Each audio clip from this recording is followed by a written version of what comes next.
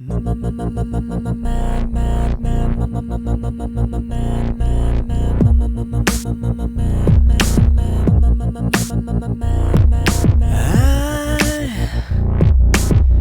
can't get these memories out of my mind, and some kind of madness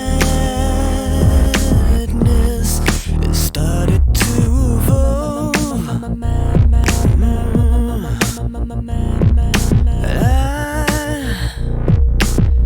I tried so hard to let you go, but some kind of madness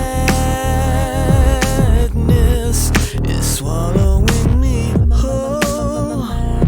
Yeah, I have finally seen the light,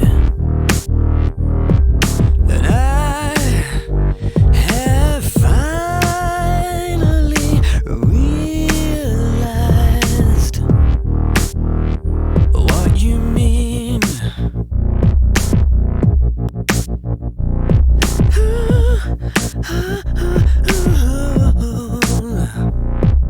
And now